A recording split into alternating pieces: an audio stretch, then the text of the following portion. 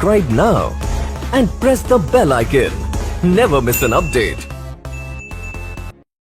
दोस्तों, आज का हमारा यह वीडियो एक ऐसे स्थान पर आधारित है जो हजारों लाखों भक्तों और श्रद्धालुओं की आस्था का केंद्र है।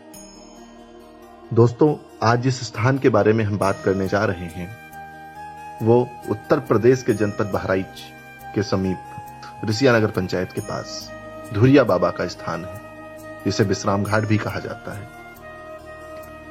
दोस्तों, मैं संजीव सिंह राठौर आज आपके बीच में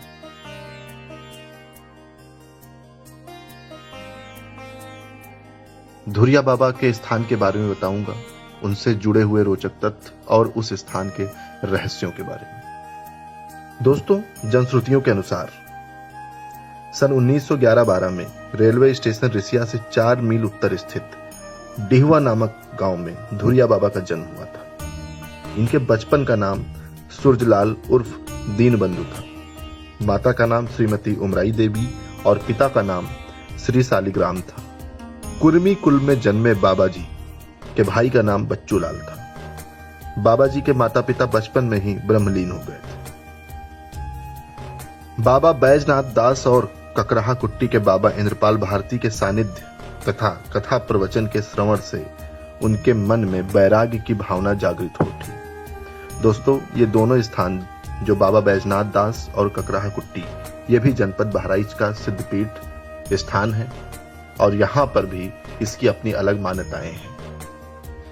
भाई से हुए विवाद से खिन्न होकर बाबा जी ने घर छोड़ दिया।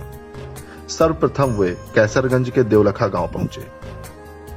यहां तालाब के किनारे बने मंदिर में वे 10 से 12 दिन तक रहे। मंदिर में श्रद्धा पूर्वक पूजा अर्चना करने के बावजूद इनका मन नहीं लगा। देवलखा से ये लखनऊ पहुंचकर भ्रमण यात्रा पर जा रही संतों की टोली में शामिल हो गए। लंबी भ्रमण यात्रा के दौर में इन्होंने मेवाड़ राजस्थान के गांवों में प्रवास किया। इसके उपरांत इन्होंने तीर्थ यात्राएं की और संतों के अखाड़ों में वास किया। इन्होंने अग्नि की 11 धूनियों के बीच तपस्या की और अनेक वर्षों तक जलधारा के तेज प्रवाह के बीच स्नान किया।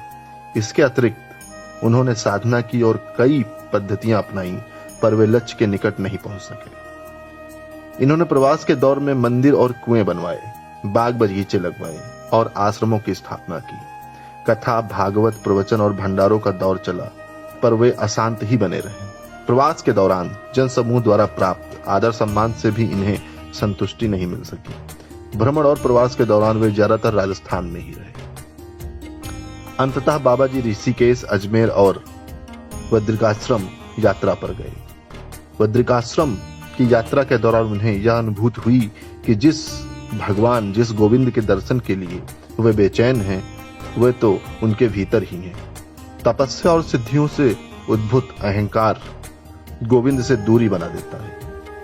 बद्रिकाश्रम की यात्रा से उन्हें वह सब कुछ मिल गया जिसकी प्राप्ति के बाद कुछ पाना शेष नहीं रहता।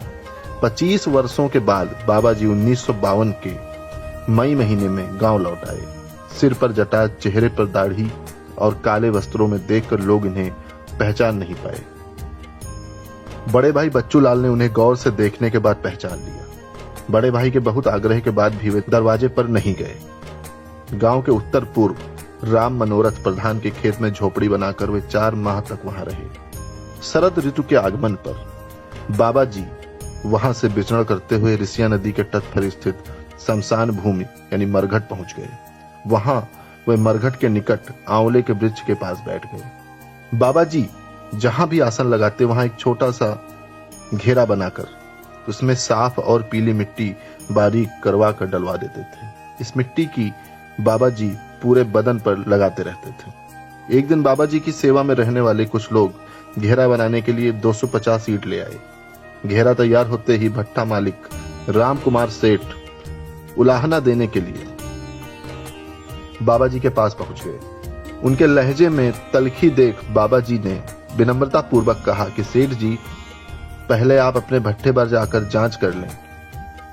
यदि वहां से ईंट आई होगी तो उसके मूल्य का भुगतान कर दिया जाएगा। तमतमाते हुए सेठ जी ने भट्टे पर पहुंचकर देखा कि भट्टे के परिसर का गेट बंद था।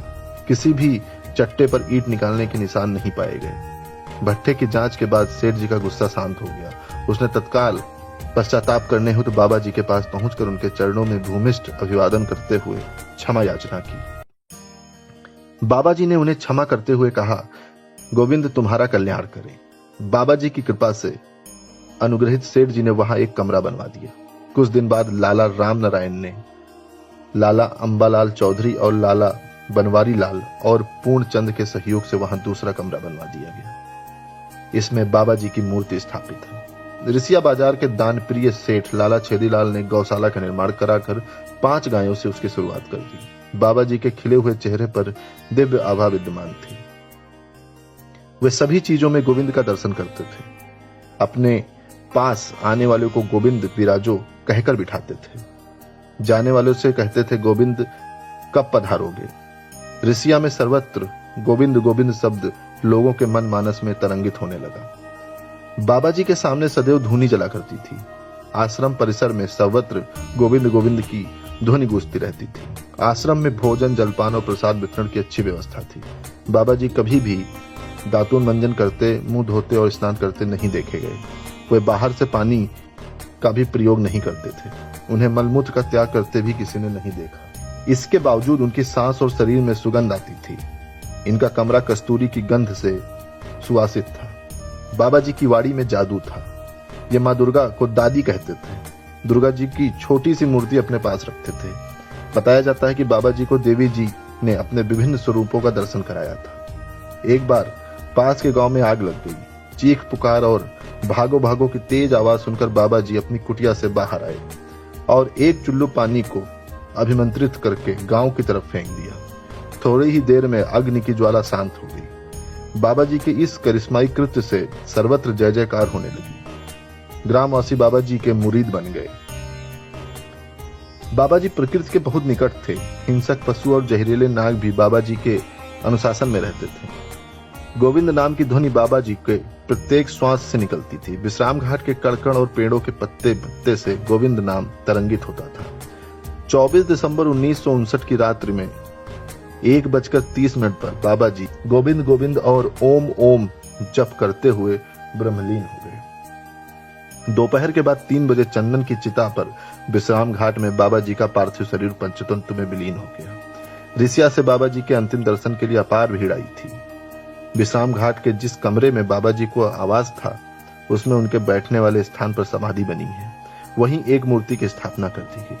कटहल पेड़ के नीचे जहां पर बाबा जी ने अंतिम सांस ली, वहां एक छोटा सा चबूतरा बनवाकर उसी पर एक छोटा सा मंडप स्थापित करा दिया गया, जिसमें विभूति जल तथा बाबा जी के पदचिन्ह सुरक्षित हैं, जिसकी प्रतिदिन पूजा होती है। बाबा जी की निर्वाण तिथि पर प्रतिवर्ष 23, 24 और 25 दिसंबर को रामचरितमानस का अखंड पाठ, सत्संग और बृहद भंडारा होता है। बाबा जी के स्थान पर शिवालय, अन्नपूर्णा देवी का मंदिर, मरी माता और हनुमान जी के मंदिर का निर्माण हो चुका है। यहीं एक गौशाला भी स्थापित है। मरघट जैसी विभत्स और डरावनी दृश्यों वाली जगह के पास स्थापित बाबा जी का आश्रम पावनता का पर्याय बना हुआ है। यहाँ स्नान, ध्यान और पूजा का कार्य नित्य चलता रहता है। कार्तिक पूर्णिमा को यहाँ रिसिया नदी के तट पर बड़ा मेला लगता है। आए दिन यहाँ यज्ञ, हवन, पूजन, कथा, भागवत, कीर्तन, भजन और बच्चों के मुंडन संस्कार संपन्न होते रहते हैं। बड़ी संख्या में श्रद्धालु यहाँ मनौती मन्नत मांगने के लिए आते हैं। विश्राम घाट अब तीर्थ का रूप हो चुका है। यहाँ के पेड़ पौधे, लता कुंजों, मंदिरों और वायुमंडल में आज भी श्रद्धालु भक्तों को गोविंद गोविंद की ध्वनि सुनाई देती है। बाबा जी का भौतिक शरीर भले ही आज हमारे बीच नहीं है, पर अब भी भक्तों पर उनकी कृपा बनी हुई है। तो दोस्तों, आज आपने देखा इस वीडियो में हमने धुरिया बाबा के बारे में आपको बताया, विश्राम घाट स्थान के बारे में बताया। दोस्तों, अगर आपको किसी के बारे में जानना है, किसी व्यक्ति विशेष के बारे में जानना है, किसी स्थान या किसी के इतिहास के बारे में जानना है, तो हमें मैसेज जरूर करें। हमारी कोशिश रहेगी कि हम आप तक वह वीडियो जरूर पहुंचाएं। आप देखते रहिए city news network. Thank you. Subscribe now and press the bell icon. Never miss an update.